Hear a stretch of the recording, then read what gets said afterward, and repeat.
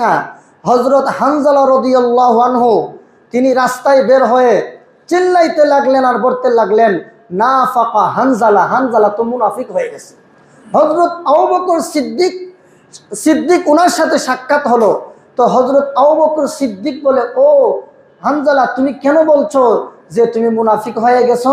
তখন হানজালা বলে যে, ও আবু বকর সিদ্দিক, শোনেন, আমি যতক্ষণ পর্যন্ত রাসূলের দরবারে থাকি তখন আমার দিলের অবস্থা থাকে একরকম, আমি যখন রাসূলের দরবার থেকে বের হয়ে আমি যখন আমার সাংসারিক কাজে মনোযোগী হই তখন আমার দিলের অবস্থা অন্যরকম হয়ে যায়। এজন্য রাসূলের দরবারে থাকলে মনের অবস্থা একরকম, আর সাংসারিক কাজে দুনিয়ার কাজে গেলে মনের অবস্থা অন্যরকম হয়ে যায়। এটা তো মুনাফিকি ছাড়া কিচ্ছু নয়। এই কথা শোনার পরে হযরত আবু বকর সিদ্দিক বলেন, ও হানজালা, তাহলে তো আমিও মুনাফিক হয়ে গেছি। তাহলে দেখেন, যাদেরকে মহান আল্লাহ জাল্লা শানুহু জান্নাতের সার্টিফিকেট দিয়েছেন, যাদের ব্যাপারে আল্লাহ কোরআনে বলেছেন রাদিয়াল্লাহু আনহুম, তাহলে তাদের অবস্থা কেমন ছিল আর আমাদের অবস্থা কি? বললাম যে একটা ফটোকপি করে নিয়ে যান, আমি তো লিখছি, আমি কাগজ আকারে এটারে বের করছি, কিন্তু এমন একজন মুমিন পাইলাম না যেটা ফটোকপি করে নেওয়ার মতো। আবার সবাই মুমিন দাবি করি। আল্লাহ সূরা বনী ইসরাঈলের 19 নম্বর আয়াতে বলেন, ওয়ামান আরাদাল আখিরাতা ওয়া সাআ লাহা সা'য়াহা ওয়া হুয়া মুমিন ফাউলাইকা কানা সা'য়ুহুম মাশকুরা। আল্লাহ বলেন, ওয়ামান আরাদাল আখিরাতা, যারা আখিরাত চায়, ওয়ামান আরাদাল আখিরাতা, যারা আখিরাত চায়, ওয়া সাআ লাহা সা'য়াহা, এবং আখিরাতকে পাওয়ার জন্য সব ধরনের চেষ্টা প্রচেষ্টা করে, আখিরাত পাওয়ার জন্য, জান্নাত পাওয়ার জন্য, জাহান্নাম থেকে বাঁচার জন্য কোন রকমের চেষ্টার কমতি করে না। আল্লাহ বলেন, ফাউলাইকা কানা সা'য়ুহুম মাশকুরা, এরা যে আখিরাত পাওয়ার জন্য চেষ্টা করে তাদের চেষ্টার প্রতিফল আমি আল্লাহ তাদেরকে দান করব। এখন একদল আয়া মসজিদে ঘুমায়, আর একদল মসজিদ থেকে বের হইলে আর শুক্রবারের আগে আর মসজিদে আসে না। তাইলে আমরা আখিরাত চাই নাকি দুনিয়া চাই? আমাদের চাল চলনে কথাবার্তায় প্রমাণ হয়ে গেছে। ওয়ামান আরাদাল আখিরাতা ওয়া সাআ লাহা সা'য়াহা, যারা আখিরাত চায় এবং আখিরাতের জন্য প্রাণান্তকর চেষ্টা করে, আল্লাহ বলেন আমি অবশ্যই তাদের চেষ্টার প্রতিদান দেব। তাহলে আমাদের তো চেষ্টা নাই। ইমান ভঙ্গের কারণ এবং ওযু ভঙ্গের কারণ, নামাজ ভঙ্গের কারণ, অনেকে তো আছে নামাজ ভঙ্গের কারণ জানে না, ওযু ভঙ্গের কারণ জানে না। অনেক মুমিন মুসলমান আছে গোসলের ফরজ করে সেটাও জানে না। তাহলে আমাদের কথাবার্তা, আমাদের চালচলের দ্বারা মনে হয় না আমরা আখিরাত চাই। আমরা আমাদের নফস, আমাদের মন যেটা চায় আমরা সেটাই করি। তাহলে আল্লাহ বলেন, ইয়া আইয়ুহাল্লাযীনা আমানু দুখুলু ফিস-সিলমি কাফা, ও দুনিয়ার ইমানদার মুমিন মুসলমান, তোমরা ইসলামের ভিতরে পরিপূর্ণভাবে প্রবেশ করো। যদি তুমি সুদখোর হয়ে থাকো, সুদের বয়ান শুনলে ইমামের প্রতি রেগে যেও না, ওয়াইজের প্রতি রেগে যেও না, বরং তুমি যে সুদখোর, তুমি যে হারামখোর, তুমি যে অন্যায়কারী, নিজেকে ধিক্কার দেও। তোর মতো মুমিন জান্নাতে যাইতে পারবি না। তুই যদি জান্নাতে যাইতে চাস তাহলে তোকে এগুলো ছেড়ে দিতে হবে। কোরআন হাদিসের আলোচনা শোনার পর যদি আমাদের চরিত্রের কোনো অংশ দোষী সাব্যস্ত হয়, সেই অংশটুকু কেটে ফেলতে হবে এবং কোরআন এবং হাদিসের হেদায়েত গ্রহণ করতে হবে। মুআজ্জাজ হাজিরিন, তাহলে আমি আপনি মুমিন এটা বললেই হবে না, মুমিনের জন্য প্রাণান্তকর চেষ্টা করতে হবে। ও ভাই, যদি একটা এসএসসি পরীক্ষার্থী, যারা বর্তমানে এসএসসির সার্টিফিকেটের কোনো দাম আসেনি, ওমা দাম আছে, তারপরে এসএসসির কোনো দাম আছে, আর কত ডিগ্রিদারি ঘুরতেছে, বহুত এসএসসি সার্টিফিকেটদারীরা রিক্সা চালা। আমরা যখন রিক্সায় উঠি তখন কথাবার্তা হইলে অনেকে বলে যে হুজুর আমি মেট্রিক পাস, আমি আইএ পাস, তো রিক্সা চালাও কেন? এই সার্টিফিকেট দিয়ে কোনো কাজ হয় না। একটা এসএসসির সার্টিফিকেটের জন্য যদি আপনি লাগাতার 10টা বছর মেহনত করতে হয়, আবার স্কুলে ক্লাস করলে হয় না, কত রকমের স্যার রাখা লাগে। একজন স্যার আসে মাসে সপ্তাহে 2 দিন ইংরেজি পড়ানোর জন্য, আরেকজন স্যার আসে মাসে 3 দিন অঙ্ক পড়ানোর জন্য, আরেকজন স্যার আসে মাসে 1 দিন বাংলা পড়ানোর জন্য। একটা ছেলেকে পড়ার জন্য 3 জন 4 জন মাস্টার রাখে, তাও বেতন কি সর্বনাশ। ইংলিশ টিচারের জন্য 5000, বাংলা টিচারের জন্য 4000, অঙ্ক টিচারের জন্য 5000 দেয়। আর মসজিদের মুয়াজ্জিন আর ইমাম আপনার ছেলেরে পড়ায় 500 টাকা বেতন, 1000 2000 টাকা বেতন। একদিন যদি না যায় তাহলে হাসরের মাঠ কায়েম করে ছাড়ে। জোরে কোন ঠিক? তাইলে এসএসসি সার্টিফিকেট অর্জন করার জন্য আমার আপনার সন্তানের প্রতি কি পরিমাণ মেহনত বলেন। এই সার্টিফিকেট দিয়ে কি কাজ হয় বাংলাদেশে? কোনো কাজ হয় না। মুআজ্জিন হাজিরিন, সামান্য একটা সার্টিফিকেটের জন্য যদি লাগাতার 10টা বছর মেহনত করতে হয়, আল্লাহ বলেন ও বান্দা, তোকে আমি আল্লাহ সর্বনিম্ন মানের জান্নাতও যদি দেই তাহলে 10টা দুনিয়ার সমান একটা জান্নাত দেব। তাহলে এসএসসির সার্টিফিকেটের জন্য যদি তোমাকে লাগাতার 10 বছর মেহনত করো, তাহলে আমার জান্নাত, যেই জান্নাতটা হবে সর্বনিম্ন, 10টা দুনিয়ার সমান একটা জান্নাত পাওয়ার জন্য কতদিন মেহনত করা দরকার? হ্যাঁ, খালি তো কথা শুনে মাথার ভিতর কিছু ঢুকাইতাম পারি না আমরা। আমার সন্তানকে দুনিয়ার সামান্য সার্টিফিকেট, যে স্কুল কলেজের সার্টিফিকেট, স্কুল কলেজের পড়ার মধ্যে একজন মুসলমানের সন্তান পবিত্র কুরআনুল কারীমের সহিহ শুদ্ধ তেলাওয়াত কিভাবে করতে হয়, আইএফআর বিএফআর ডিগ্রি পাস করার পরেও একটা স্কুল কলেজ ভার্সিটির একটা ছেলে কোরআন শরীফ শুদ্ধ করে পড়তে পারে না। যদি শুনেন একটা ছেলে মাস্টার্স ডিগ্রি পাস করার পরেও সে শুদ্ধ করে তেলাওয়াত করতে পারে, এটা স্কুল কলেজের অবদান নয়, বরং হয়তো কোনো মসজিদের ইমাম মুয়াজ্জিন অথবা মাদ্রাসার কোনো উস্তাদের কাছে প্রাইভেট করে সে কোরআন সহি শুদ্ধ করছে। তার স্কুল কলেজ আর ভার্সিটির পড়াশোনার দ্বারা কোরআন সহি শুদ্ধ হয় না। তাহলে যেই পড়ার দ্বারা আমার কোরআনের তেলাওয়াত শুদ্ধ হলো না, যেই পড়ার দ্বারা আমার নামাজ রোজা ইবাদত বন্দেগী শুদ্ধ হলো না, আমার আখিরাতের পথ সুগম হলো না, সেই পড়ার জন্য কি পরিমাণ প্রাণান্তকর চেষ্টা করেন। আর যে কোরআনুল কারীমের হেদায়েত গ্রহণ করলে 10 দুনিয়ার সমান জান্নাতে যাওয়া যাবে সর্বনিম্ন, সেটার জন্য কোনো মেহনত নাই। আইনুদ্দিন আজাদ বলছিল, গাও বাংলাদেশ গাও, ইচ্ছা মতো গাও, ইচ্ছা মতো নেচে গিয়ে জাহান্নামে যাও। তাহলে চলতে দেখেন, যেমনে মন চায় এমনি চলেন, অসুবিধা নাই। যেমনে মন চায় এমনি চলতে চলতে জাহান্নামে যান, আল্লাহকে আমার কিছু আসে নাই। আল্লাহ একাতে বলেন, ওয়াকুলিল হাক্কু মির রাব্বিকুম ফামান শাআ ফালইউমিন ওয়া মান শাআ ফালইয়াকফুর। আল্লাহ বলেন, হক সত্য তোমার রবের পক্ষ থেকে, ইচ্ছা হলে হক গ্রহণ করো আর ইচ্ছা হলে হককে তুমি অস্বীকার করো। আল্লাহ বলেন, তবে মনে রাখো, যারা হককে প্রত্যাখ্যান করবে, হককে অস্বীকার করবে, তাদের জন্য এমন যন্ত্রণাদায়ক শাস্তির ব্যবস্থা করে রাখছি। মহান আল্লাহ বলেন যে জাহান্নামের আগুন এমন এক আগুন, আমরা তো দুনিয়ার আগুন হাতে লাগলে হাতি করে পাও পড়ে না, কিন্তু জাহান্নামের আগুন শরীরের যে অংশে লাগবে তার কলিজা পর্যন্ত জ্বলে পুড়ে বশীভূত হয়ে যাবে।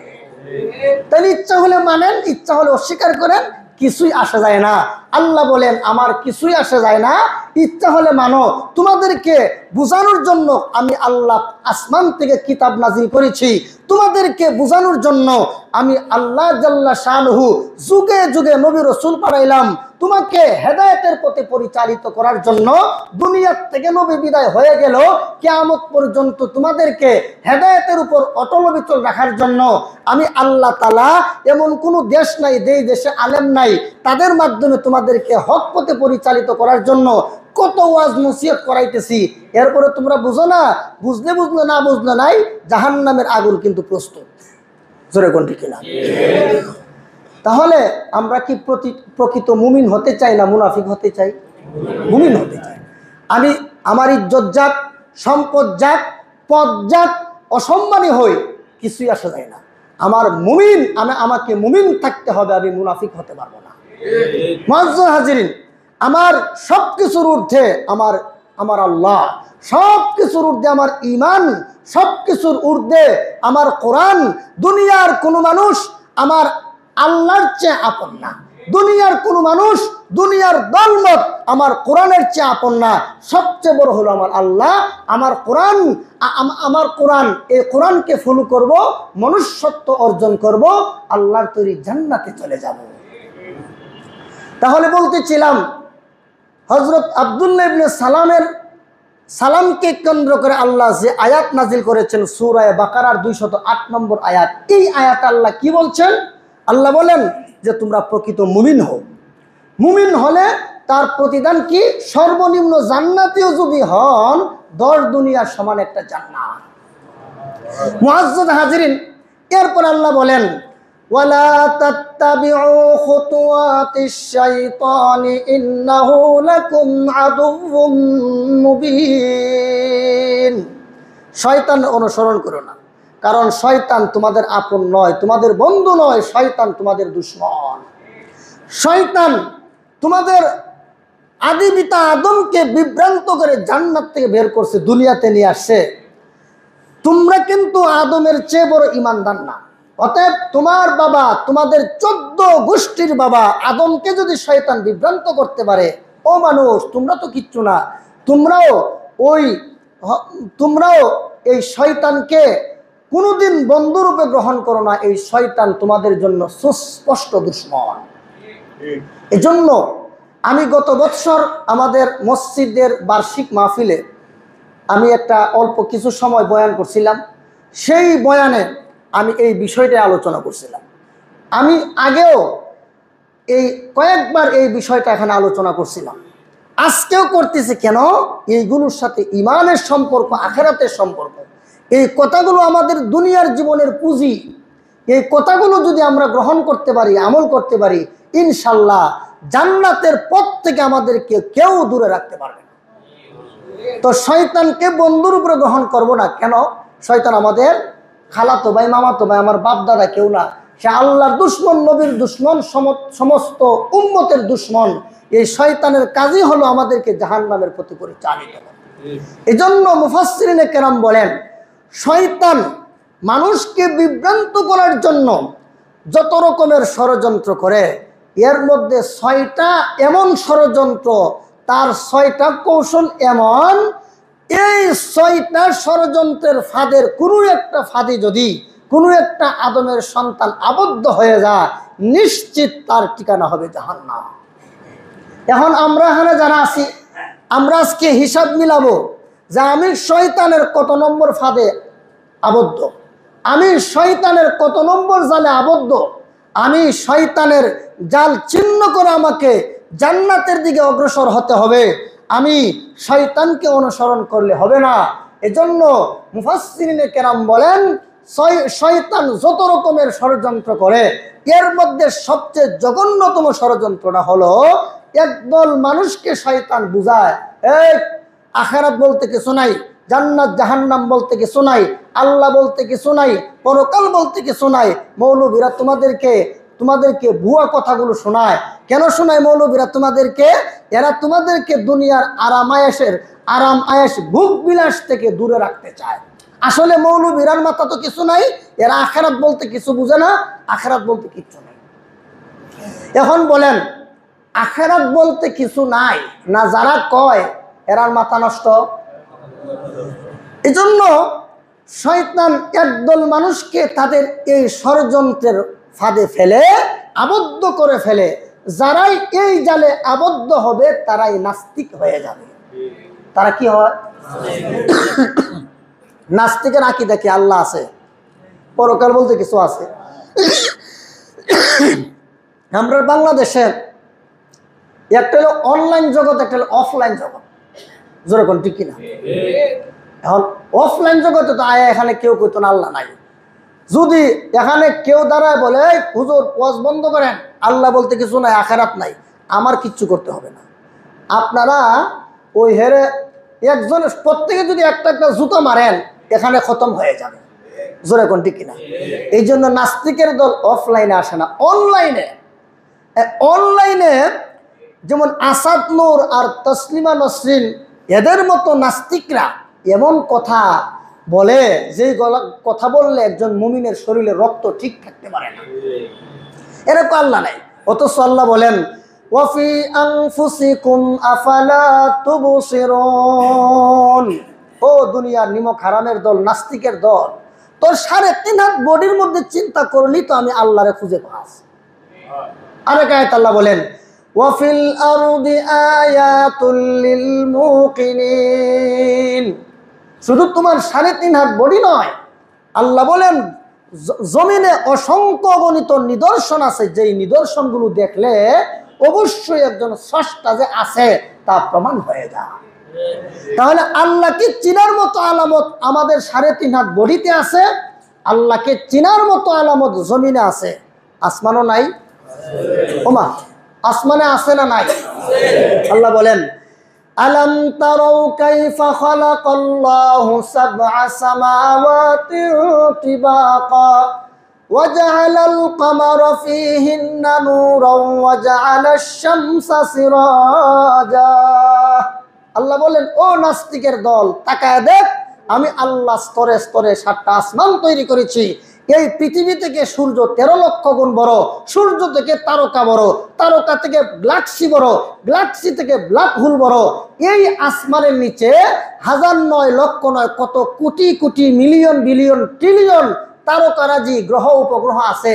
তার গণনা দুনিয়ার কোনো নাস্তিকের বাবা কেন, কিয়ামত পর্যন্ত দুনিয়ার সমস্ত বিজ্ঞানীরা সম্মিলিতভাবে চেষ্টা চালাইলেও বিজ্ঞানীদের বাবারও ক্ষমতা নাই যে আসমানের নিচে কতগুলো তারকা, কত গ্রহ উপগ্রহ আছে এটার হিসাব দেওয়ার মতো ক্ষমতা নাই। আল্লাহ বলেন দুনিয়ার থেকে যদি সূর্য 13 লক্ষ গুণ বড় হয়, সূর্য থেকে যদি তারকা বড় হয়, এইগুলো যা দেখো সব প্রথম আসমানের নিচে। প্রথম আসমানের কি বলেন? আরো জোরে বলেন। প্রথম আসমানে, প্রথম আসমান থেকে দ্বিতীয় আসমান আরো বড়, দ্বিতীয় আসমান থেকে তৃতীয় আসমান আরো বড়, এভাবে পর্যায়ক্রমে যত উপরে যাইবেন আসমান ওই উপরেরটা আরো বেশি বড়। এগুলো কে বানাইছে? নাস্তিকের বাপে বানাইছে? আরো জোরে বলেন। আমরা দেশের অনেকে ওই যে আজকে নাসিরনগর থানা, ওই যে বিবারিয়ার নাসিরনগর থানা বিবারিয়ার কালিউতা নামে একটা গ্রাম আছে। আজকে ওই এলাকার লোকজন দেখলাম মানববন্ধন করতেছে। মানববন্ধনে বলতেছে যে আজকে বাংলাদেশ স্বাধীন হইল কত বছর হয়ে গেল। আমি ওই গ্রামে গেছি, তো আজকে মানববন্ধন করার কারণে ওইটা আজকে বিশেষভাবে নজরে আসছে। আমি ওই গ্রামে ওয়াজ করতে গেছি, তো এই গ্রামটা দেখেন এখনো পর্যন্ত রাস্তা তো পাকা নাই, বরং একটা ইট দিয়ে যে সাধারণ মানুষের চলাচলের ব্যবস্থা করবো ওই সুযোগটুকু নেই। তাইলে যেই চেয়ারম্যানটা ওই ইউনিয়নের আর যেই মেম্বারগুলো ওই ইউনিয়নের, এরাও দেখবেন, বা যেই মন্ত্রীরা ছিল ওই ইউনিয়নের ওই আসনের, দেখবেন এরাও বড় বড় কথা বলতো, এই করছি সেই করছি। তাহলে ওই গ্রামে উন্নয়নের ছোঁয়া এখনো লাগে নাই কেন? হ্যাঁ, তাইলে কিচ্ছু করে না।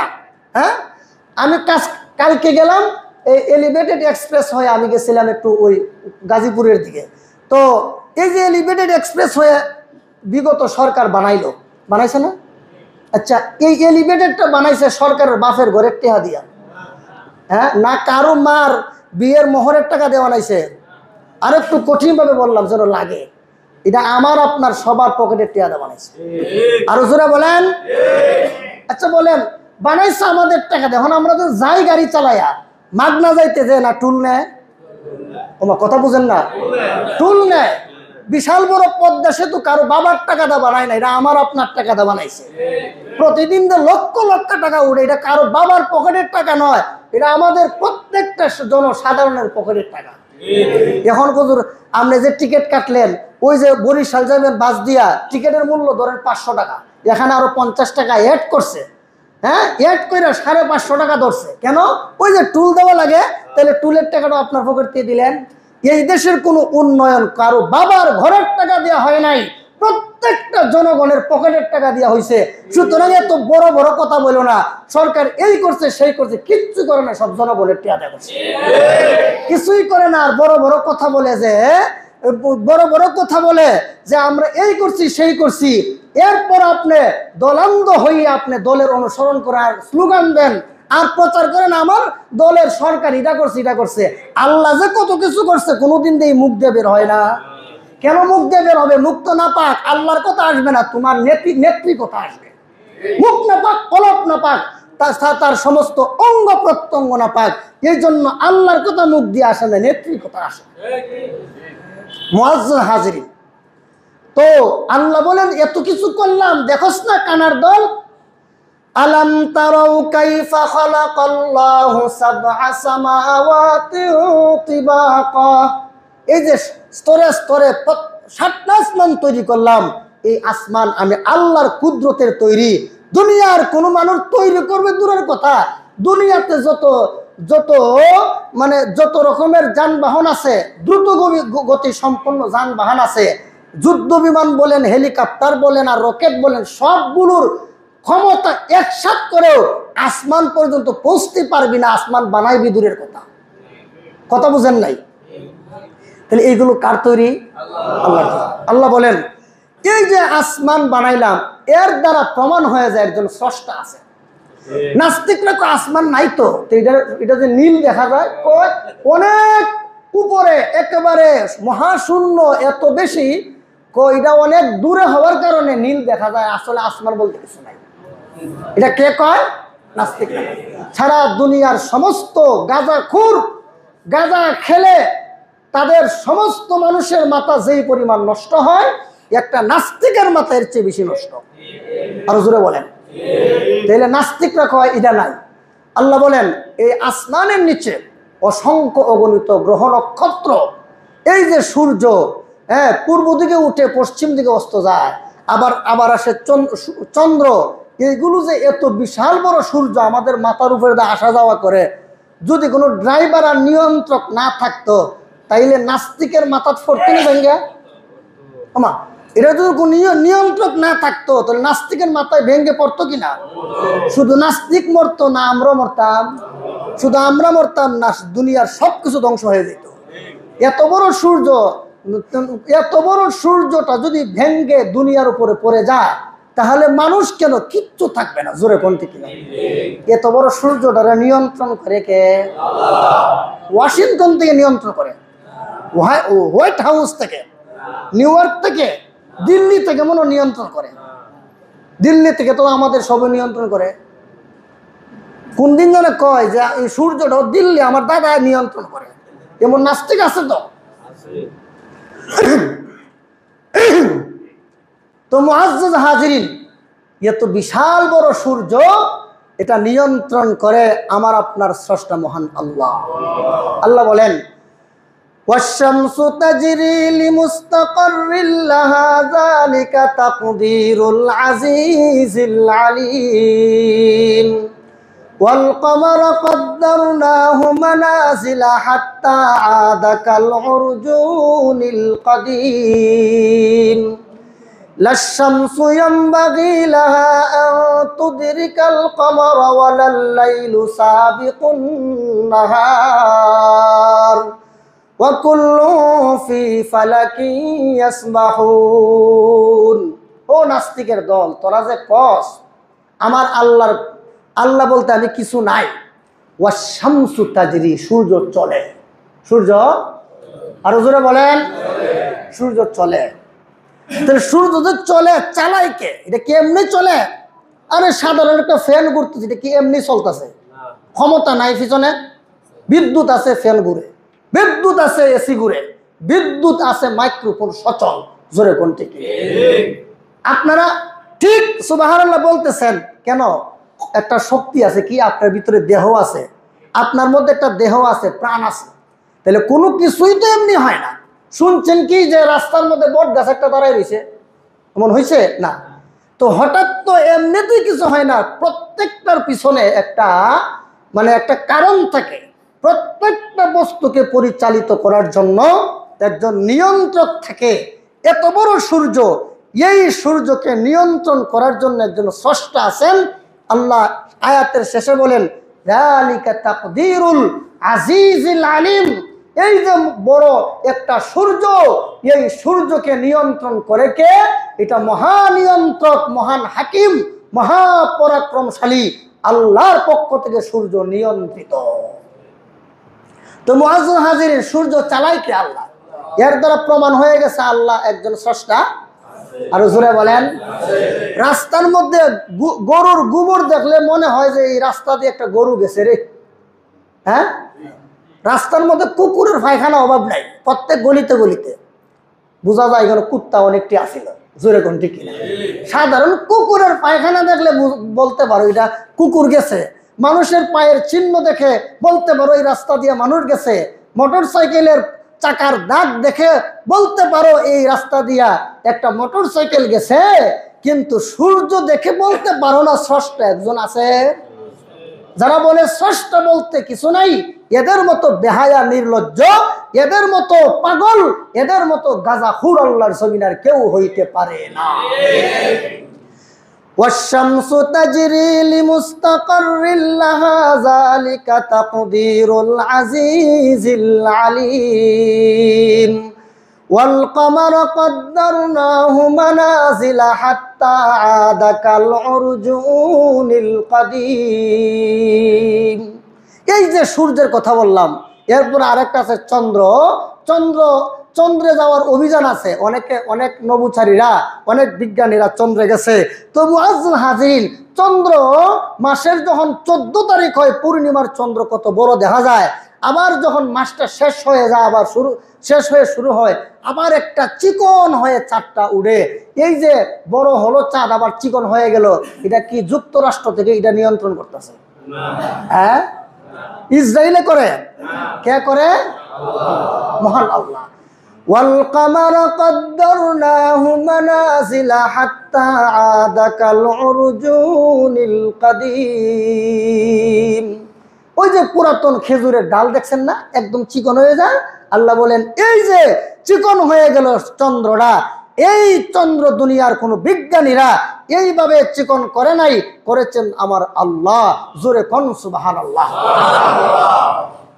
এখন তাইলে শয়তানের চক্রান্তে, প্রথম নম্বর চক্রান্তে কারা ফেসে যায়? কি কারা ফেসে যায়? নাস্তিকরা। 2 নম্বর, দুনিয়াতে যত বাতিল ধর্ম আছে, ইহুদি বলেন, খ্রিস্টান বলেন, মালাউনি ধর্ম বলেন, দাদা বাবুদের ধর্ম বলেন, আর যত ইহুদি, নাসারা, বৌদ্ধ, খ্রিস্টান, আল্লাহ রসুল, নবীর রসুল, কোরআনের আল্লাহর দুশ্মন, নবীর দুশ্মন, কোরআনের দুশ্মন, সাহাবীর দুশ্মন, এটি সবটি বাতিল। জোরে কোন ঠিক? তাইলে যারা আল্লাহর দুশ্মন, দুশ্মনের দল সব যা আছে সব মিললে এক দল, সব মিল্লা এদেরকে হিজবুশ শয়তান বলে। আর যারা আল্লাহর পক্ষের শক্তি, আল্লাহর জমিনে আল্লাহর দ্বীন কায়েম হোক, আল্লাহর কোরআন অনুযায়ী আমার সমাজ ব্যবস্থা চলুক, আমার দেশ চলুক, সারা দুনিয়া চলুক আল্লাহর কোরআন অনুযায়ী, তারপর সারা দুনিয়াতে আল্লাহর কালিমার পতাকা উড্ডীন হোক, যারা সব সময় আল্লাহর পক্ষে কথা বলে, আল্লাহর দ্বীনের জন্য কথা বলে, আল্লাহর দ্বীনকে দুনিয়াতে প্রতিষ্ঠিত করার জন্য যারা আন্দোলন সংগ্রাম করে, যারা আল্লাহর দ্বীনকে তার 3.5 হাত বডির মধ্যে ফিট করার জন্য আন্দোলন সংগ্রাম করে, এরা হলো হিজবুল্লাহ। তো দুনিয়াতে দল ওই দুইটা, একটা হিজবুল্লাহ আর একটা হিজবুশ শয়তান। হিজবুশ শয়তানে কারা আছে? ইহুদি আছে, খ্রিস্টান আছে, মুশরিক আছে, বৌদ্ধ আছে, দুনিয়ার মালাউনের গোষ্ঠী যা আছে সব ঈদের অন্তর্ভুক্ত। আর মুনাফিক টুনাফিক যা আছে সব হিজবুশ শয়তানের অন্তর্ভুক্ত। আর একটা হিজবুল্লাহ, এরা কারা? ওই যে আয়াতে আল্লাহ বলেন পরিপূর্ণ মুমিন হয়ে যাও। পরিপূর্ণ মুমিন যদি হতে পারো তুমি হিজবুল্লাহর অন্তর্ভুক্ত হয়ে যাওয়া। যারা হিজবুল্লাহর অন্তর্ভুক্ত হবে, দুনিয়াতে গালি শোনো, অত্যাচারিত হও, আফসোস নাই, মরণের সময় আমি আল্লাহ তোমাকে স্বাগতম জানাইয়া মরার পরে চিরকালের জন্য জান্নাতি বানায় দেব। তাইলে মুশরিক যারা আল্লাহ মানে না, এদেরকে শয়তানে ধোঁকা এইভাবে দেয়, বেটা দুনিয়ার সব ধর্ম সত্য, একটা মানলেই চলে। জোরে কোন ঠিক কিনা? আমরা দেশের অনেক লোক আছে ভিআইপি পারসন, এরা এদের ছেলে মেয়ের বিজাতির কাছে বিয়ে শাদী করা আসেনি? তাহলে বিজাতির সাথে বিয়ে শাদী করানো, দেওয়া, করা, করানো, এটা তো অবশ্যই তারা বৈধ মনে করে। আর যারা বৈধ মনে করে এডিরই মানাসিন অনেক আছে যারা বিজাতির সাথে সম্পর্ক। তো আল্লাহ বলেন আমি আল্লাহকে অসন্তুষ্ট করার 6 কারণের প্রথম কারণ হইল নাস্তিক হয়ে যাওয়া, 2 নম্বর কারণ হইল মুশরিক হয়ে যাওয়া। তো মুশরিক যারা হবে এদের কি পরিণতি হবে? আল্লাহ বলেন ওই মুশরিক, এটা নিয়ে গত শুক্রবার আলোচনা হয়েছে, আমরা এখন সিরিয়াল মেনটেন করে চলে যাই। 1 নম্বর নাস্তিক হয়ে যাওয়া, 2 নম্বর মুশরিক হয়ে যাওয়া। মুশরিক মানে আল্লাহর জাত এবং সিফতের সাথে কাউকে শরীক করা। 3 নম্বর হলো এইভাবে ধোঁকা দেয়। আরে বেটা, অনেক মানুষ আছে এমনি দেখা ইমানদার, কিন্তু এর ইমানটা নির্ভেজাল নয়, ভেজালযুক্ত ইমানদার, ভেজালযুক্ত ইমানদার। কেউ ফিরে না খালি হাতে বাবারে তোর দরবারে, কয় না? বহুত আছে, বহুত মাজারে আছে, শিরিক হয়, সেজদা হয়। ওই সমস্ত ভণ্ড বেদাতি মাজার পূজারীরা, মুশরিকবাদীরা, এরা 2 নৌকায় পাড়া দেয়। যাদের পা 2 নৌকায় থাকে এরার পরিণতি কি? পানির মধ্যে ডুববা মরণ ছাড়াও ভাই নাই। ঠিক তেমনি ভাবে কিছু আল্লাহরে সেজদা করে, কিছু মাজারে সেজদা করে, 2 নৌকা ভাড়া দিছে। আল্লাহ কয় তুই নিশ্চিত ভাবে জাহান্নামী। কদিন আগে আমার মসজিদের মুয়াজ্জিন এক বেড়ায় কয়, হুজুরের বয়ান এত ভালো লাগে, কষ্ট করে আসি বয়ান শুনতাম, কিন্তু হুজুরের মাজারের বিরুদ্ধে কথা বলে। আরে বেটা, মাজার তো কি, ভাস্কর্যের বিরুদ্ধে কথা কই। হ্যাঁ, যখন আওয়ামী লীগ সরকার ক্ষমতায় ছিল আমি ভাস্কর্যের বিরুদ্ধে বয়ান দিছি না? যখন আলেমদেরকে গ্রেফতার করা হয় তখনও বক্তব্য দিছি। আমার প্রতিটা বক্তব্য রেকর্ড হয়ে আছে, যান চার্জ দিয়ে দেখেন। এখন আবার নতুন কইরা জুলাই যোদ্ধাদের ভাস্কর্য নির্মাণ করা হবে, এই রকমের আলোচনা শোনা যায়। তাহলে শেখ মুজিবের ভাস্কর্যের সমস্যা কি? আলেমরা যে আন্দোলন করলো, রক্ত দিল ভাস্কর্যের বিরুদ্ধে, আবার সেই ভাস্কর্য যদি জুলাই যোদ্ধাদের জন্য নির্মিত হয় এর আবার আন্দোলন হবে। জোরে কোন ঠিক কি পাইছেন? বাংলাদেশের মুসলমানদের ইমানের শিকড় অনেক নিচে, অনেক গভীরে, এটা এত সহজে কেটে ফেলা যাবে না। জোরে কোন ঠিক কিনা? এই দেশে কোনো ভাস্কর্য হবে না, এই দেশে কোনো মূর্তি হবে না। এটা মুসলমানের দেশ, এই দেশটা মুসলমানদের টাকায় চলে, মুসলমানদের ট্যাক্সে চলে। এখন মুসলমানদের ইমান হরণ করার জন্য ভাস্কর্য বানাইবা, এই দেশের মুসলমানরা বেঁচে থাকতে এটা হতে দেওয়া হবে না। মুআজ্জাজ হাজিরিন, তো এই ভাস্কর্য এখন আবার একটা নতুন চক্রান্ত, কত রকমের চক্রান্ত, কত রূপ ধারণ করে আসে। এক একটা শয়তান এক একটা রূপ ধারণ করে আসে। জোরে বলতে কি? ডক্টর ইউনূস তো কি হয়েছে, ফিরিস্তা? তো উনার আমলে যদি এটি হয়, আর উনি যে বাস্তবায়ন করে, জুলাই সনদ ঘোষণা দিছে না? উনি তো জুলাই সনদ সংসদ ভবনে গিয়া, সংসদ ভবনের চত্বরে ঘোষণা দিছে, আপনারা জানেন না? এই জুলাই সনদকে আমরা প্রত্যাখ্যান করি, ঘৃণার সাথে প্রত্যাখ্যান করি। এইটার মধ্যে এটা মানে পরিপূর্ণ কোনো জুলাই সনদই হয় নাই। কে 13 সালে শাপলা চত্বরের ঘটনা এখানে উঠাইলো না? 21 সালের ঘটনা উঠাইলো না? বিডিআর হত্যাকাণ্ড এটা উঠাইলো না? কেন উঠাইলো না? কার স্বার্থ হাসিল করার জন্য? আমরা তার সনদকে ঘৃণার সাথে প্রত্যাখ্যান করলাম। আপনি বুঝে আসুক না আসুক, মুআজ্জাজ হাজির, এই জন্য ভাস্কর্য এই দেশে আর হবে না। এই দেশের মানুষ আগের থেকে অনেক সচেতন। জোরে কোন ঠিক কিনা? এখন বেজাল ট্যাবলেট খাওয়াইয়া ঘুরাই লেবেন না, হবে না। এই দেশের মানুষ আগের তুলনায় অনেক গুণে অ্যাডভান্স। এখন ভাস্কর্য হবে, এই আশা বাংলাদেশে পুরা হবে না। মুআজ্জাজ হাজিরিন, তো ভাস্কর্য বলেন, মূর্তি বলেন, এইগুলো মানুষকে শিরিকের দিকে আহ্বান করে। কার দিকে? শিরিকের দিকে আহ্বান করে। আচ্ছা, সাদৃশ্যতা কেমন আমি বুঝাই। আচ্ছা, আমি এখানে পাগড়ি আছে, টুপি আছে, দাড়ি আছে, জুব্বা আছে। এখন যদি আমি ওই ট্রাম্পের মতো একটা সাদৃশ্যতা অবলম্বন করি, দাড়িটারি ফালাই দেই, জুব্বা খুলে ফেলি, মাথার পাগড়িটা খুলে ফেলি, আর ওই যে ইহুদ নাসারার মতো প্যান্ট শার্ট পরি, সাদৃশ্যতা অবলম্বন করলাম, আমি মনে করেন আমি ইহুদ নাসারা হইলাম না, কিন্তু তাদের মতো সাদৃশ্যতা অবলম্বন করলাম। এইটুকু যদি করি আপনারা কি আমরা রাখবেন? তবে হুজুরের মুসলমানিত্ব থাকলেও হুজুরের সাদৃশ্যতা হয়ে গেছে ইহুদ নাসারার সাথে, এই মৌলবীর ভিসার নামাজ পড়তাম না, জোরে কোন ঠিক কিনা? তাইলে যারা বলে মূর্তিকে আর ভাস্কর্যকে কেউ পূজা করে না, পূজা না করলেও বেদিন কাফিরের সাথে তার একটা সাদৃশ্যতা আছে, জোরে কোন ঠিক কিনা? এই সাদৃশ্যতার কারণে এই দেশে মূর্তি হবে না, ভাস্কর্য হবে না। হিন্দুরা হিন্দুদের ধর্মশালায় খুব করে মূর্তি বানাবে, এটা তাদের ধর্মীয় অধিকার। কিন্তু মুসলমানের জায়গায়, মুসলমানের দেশে, মুসলমানের ট্যাক্সের টাকা দিয়া আপনি ভাস্কর্য বানাবেন, এটা হবে না এই দেশে। তো 2 নম্বর হলো, 3 নম্বর হলো মুমিন, কিন্তু এর ইমানের মধ্যে কি আছে? ভেজাল আছে। নির্ভেজাল ইমান না, ভেজাল যুক্ত ইমান। যে ফলের মধ্যে ফরমালিনের মাত্রা খুব বেশি, এই ফল খাইলে সুস্থ হবেন না আরো অসুস্থ হবেন? কিডনি শেষ, হার্ট শেষ, লিভার শেষ, সব শেষ, মরতে হবে। এই ফল আপনার জন্য স্বাস্থ্যকর নয়, এটা বিপদ ডেকে আনবে। এই ধরনের ফল স্বাস্থ্যকর না বিপদ ডেকে আনে?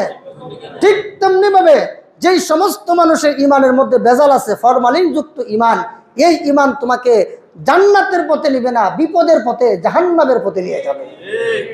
অতএব নির্ভেজাল ইমানের অধিকারী হতে হবে। একদল আছে কিয়ামতের দিন আল্লাহ নবী কয়, ইন্নী ফারাতুকুম আলাল হাউজি মান মাররা আলাইয়া ওয়া মান শারিবা লাম ইয়াজমা আবাদা লা ইয়ারিদান্না আলাইয়া আকওয়ামুন আ'রিফুহুম ওয়া ইয়া'রিফুনানি সুম্মা ইউহালু বাইনি ওয়া বাইনাহুম فأقول إنهم مني فيقال إنك لا تدري ما أحدثوا بعدك فأقول سحقا سحقا لمن غير بعدي।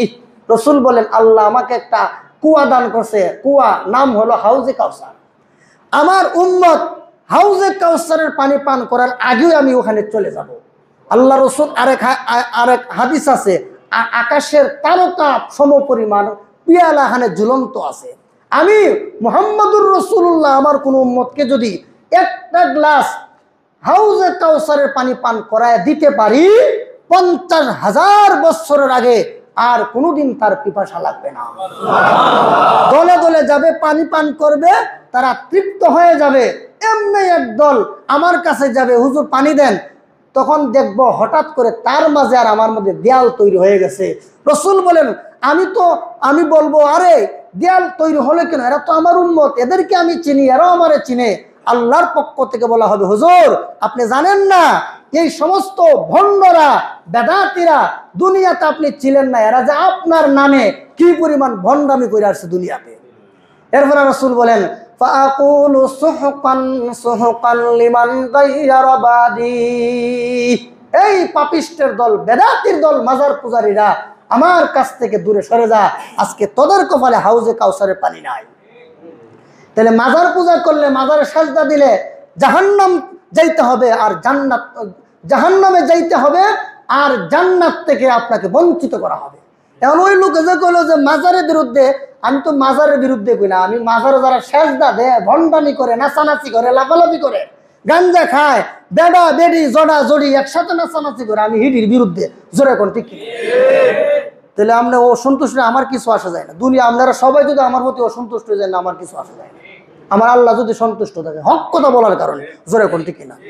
তাহলে মুআজ্জাজ হাজিরিন, 1 নম্বর নাস্তিক হয়ে যাওয়া, 2 নম্বর মুশরিক হয়ে যাওয়া, 3 নম্বর বেজালযুক্ত ইমানদার, 4 নম্বর ইমান ভালো কিন্তু কবিরা গুনাহ করে। কি গুনাহ করে?